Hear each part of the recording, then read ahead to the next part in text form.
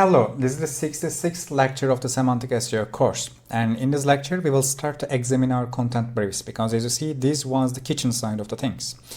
In normal conditions, before making authors write my content briefs, I give them a kind of certain type of education and the rule set for following. But for now, we will be examining the specific articles as I do, and I will be giving some of these rule sets directly here. You already have seen some of them inside this rules section, but also there are some other things that I am using, but they are a little bit deeply complicated. So to keep things easy and simple and direct and brief, for now we will be examining them together and directly. According to the Ahrefs, this specific URL has just 10 referring domain and 12 backlinks, and I didn't add them there. I even don't care these numbers, to be honest. And here these are the beginning results or actual results, and the latest core update even increased the traffic for this specific URL even further. And one more time, we are competing against really important global authorities. So to be able to understand whether an article is created in a proper way or not, but to be able to understand whether an article has been created in a proper way or not, usually I put this specific brief article like this, then I put the brief together to this area like that. The next step for me is just checking the headings, whether they are same or not. Most of the time, 90% of the time, I don't allow authors to change any word in this area. If they really want to change something because of their own expertise, I put some certain rules there too, like not changing the order of the nouns, or not changing the connections of the words to each other, or not changing the predicate, certainly. But most of the time, they listen to me and they put these things as they are. As you realize here, we have this specific H1 to the top, then this is a table of content. You can realize that most of the headings, actually all of the headings, they are directly in this area. So the next step here is actually starting to examine the specific paragraphs, which are directly coming from this section. And of course, I will suggest you to actually examine the heading levels in this area too, but since it is easy to do, and also it is a little bit easy to see, I won't be doing it right now here. But as a practical suggestion to you is, try to learn typography and be sure that your heading 2, font size and the font weight are not heavier and bigger than the H1. Whenever you go a deeper level inside your heading hierarchy, try to use 4 pixels smaller and a few, let's say 100 lighter font weights, so that actually visually as well you can reflect and represent your hierarchy as well. So let's look at the specific methodology and the article from this area together. Definition of drinking water. Here we tell drinking water, then also we use potable water as a synonym in this area.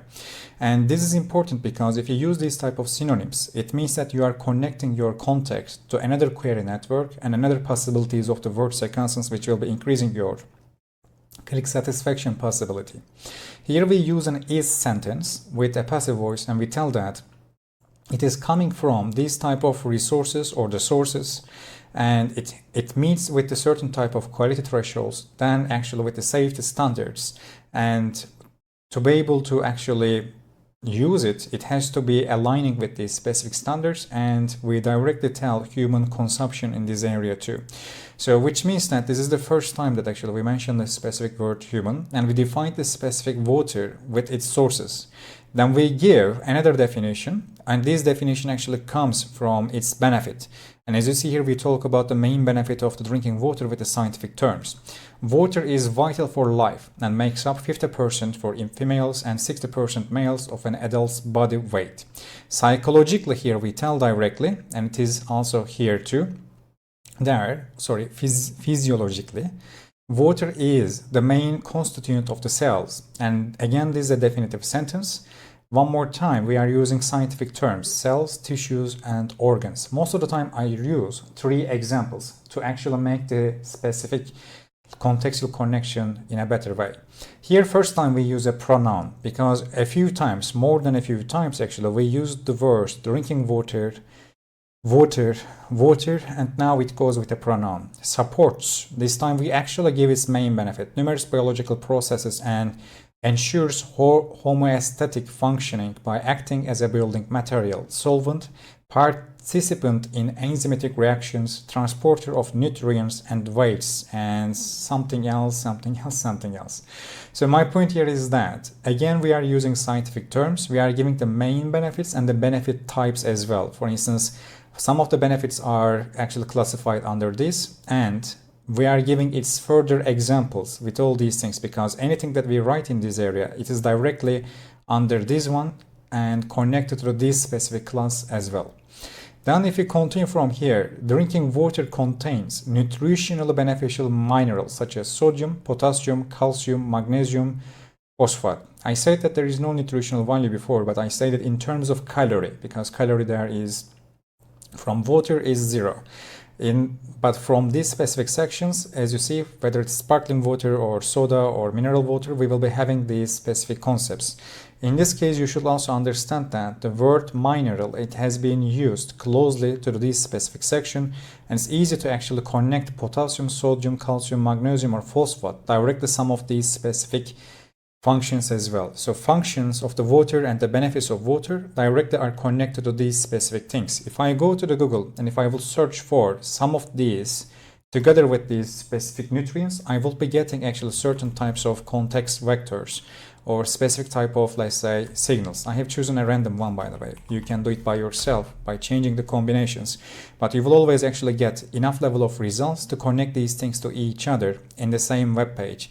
And again, we see that actually magnesium enzymatic reactions are connected to each other, and water will be inside these articles as well. We can also do it by telling in title water, or you can use some other types of sections as well. We even have magnesium water or magnesium sulfide in water, or definition of magnesium rich mineral water. And we are trying to be connected to all these specific contexts and all these constructed indices as well by optimizing actually the word proximities too. So examining specific articles will be taking further time, and I will be giving more and more explanations. But at the same time, you will need to look at here and look these areas by yourself as well. You will have that opportunity. We will continue further, and in the next lecture, I will be finishing the macro context area. Then I will be examining especially these instructional parts, and we will go to the specific supplementary content. Thank you.